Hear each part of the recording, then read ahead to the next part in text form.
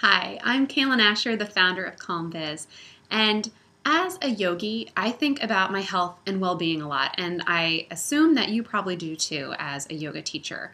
And I really consider what I feed myself and how I move my body and the kind of thoughts I allow myself to think about and occupy my mind space. But there's another really important area of your health and well-being that you might not keep top of mind. But as a solopreneur, it's really essential to also think about how to create a healthy workspace that is conducive to creativity and feeding your energy and your motivation. And I have some tips that I want to share with you about how I personally maintain my healthy workspace so that if you're feeling a little ragged or like you're burning the candle at both ends, I hope that you take these suggestions to heart and see if they make a difference for you in creating a healthier and more balanced life and business. So let's move through these. I have 6 of them, as I said. The first one is working out. I always start my day with some kind of movement. It's often a mix of cardio and yoga. Sometimes I bring in some resistance bands and strength. I really listen to my body and what it needs that day. Sometimes it's much more gentle movements. Other days I really feel like I need to up the energy and I'm bouncing all around. And this doesn't have to be a real structured time. A lot of times I'll catch up on the Today Show and just be kind of jogging, marching in place. I have a little baby girl now, so I can't always get myself out to the gym or out to a yoga class, but giving myself some time in the morning to either get on my mat or simply move my body really lights that energy within me, and it helps me to really start my day off on the right foot, knowing that I've done something for myself. Now, tip number 2 is feed yourself well.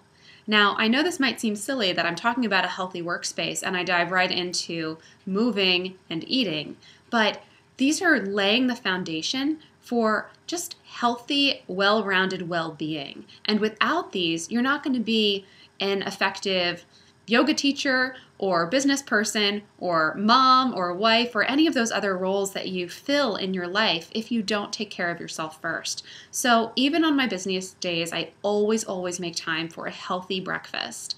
I think that's really essential. I know that if my stomach is grumbling, I tend to be a little more agitated and a little more frustrated. It's just one of those really basic things, and it's easy to forget about it when you have a busy day, to just kind of launch yourself out there into the world or into your projects and not tick off that really important box of feeding yourself something nutritious. But I always build in a lunch break so that I have time to have a nutritious lunch. And I find that allowing these times for myself, giving myself permission to enjoy good, healthy food throughout my workday really helps to keep me focused and motivated all day long. Now, tip number 3 is to stay as organized as possible. On my workspace, I have my laptop, a notebook, because I like handwriting notes at different times. It just feels better than using a computer, my phone, and usually a cup of tea. Those are the only things on the surface that I'm working on. And I find having that visual, clear surface really helps to have a clear and focused mind, because when you have clutter everywhere, it leads to a cluttered mind, and it's much harder to get focused on what you need to be doing when you're getting distracted by disorganized files and piles of paper and whatever else might be on your workspace at this time. Now, tip number 4 I have for you is to have a workday schedule. Now, I know I talk about schedules and calendars a lot, but it's because if you're working from home, it is so essential to have some structure around your workday and around your workspace.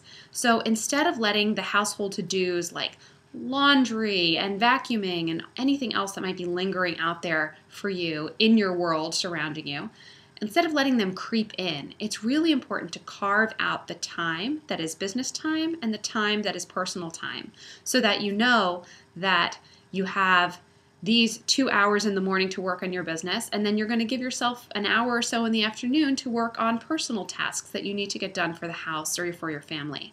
And having that time kind of separated and clear in your mind will help you to focus on the business stuff when you're focusing on business and focus on the home stuff when you're focusing on home. And I think having a start time and an end time to your workday is a really important thing, because especially that end time, because a lot of us are perfectionists and we like working really hard, and it's easy to kind of let that workday creep over into the evening time that should really be preserved for your family and for you. So having that end to the workday is just as important as having that start time, so that you're accountable, you're sitting down at your laptop, you're getting on your mat, or you're writing in your notebook, whatever it is for you that starts out your workday.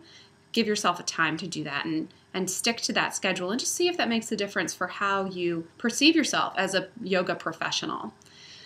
Now, for me, another thing I know I need, and this is tip number 5, is to let in light. I function so much better in a well-lit space that has sunlight streaming in than if I'm in a dark room that maybe isn't as bright. I just feel like the energy is sucked out of that space. So I travel around my house and work in different spaces. I'm actually filming in my bedroom right now. But having light and that energy that light can bring in is something that I know I personally need. And so if you're working in a dark corner of your house, see what it feels like to pick your stuff up and move to a space that has better lighting, maybe a view of the outside, and just notice if that changes how you feel about working and moving through your day, if you have more creativity or more energy or more motivation. It's amazing how subtle shifts like that really can make a big difference.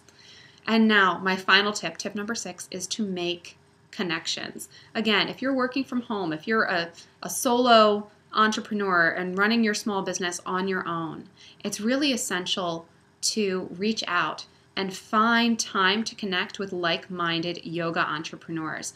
It can build kind of a virtual support team that will be there for you when you have business questions, or when you have an idea that you need to bounce off of somebody, or if you just simply need to mastermind with people and get out of that kind of isolation of working by yourself in your house all alone. It can be very isolating, but when you have business colleagues, even if you only know them through Skype or through email or through the phone by talking to them, it really can help you tap into new ideas and have a sense of community, even when you are out there doing it on your own.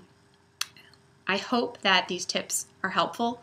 I really encourage you, if you're not making time to work out and feed yourself well and create some kind of structure around your workday, try it out and see what difference it makes for you. And if you feel a little calmer moving through your workday and a little more organized and saner, right? Because that we're all looking for that business and life balance. And when we build these types of things into our workday, it can help us really feel well-rounded in all areas of our life. Because if we're not stressed at work, we're not going to carry that over into our home life either. So I hope these were helpful. And for more business and marketing tips just for yogic entrepreneurs, head on over to calmbiz.com and I will see you there.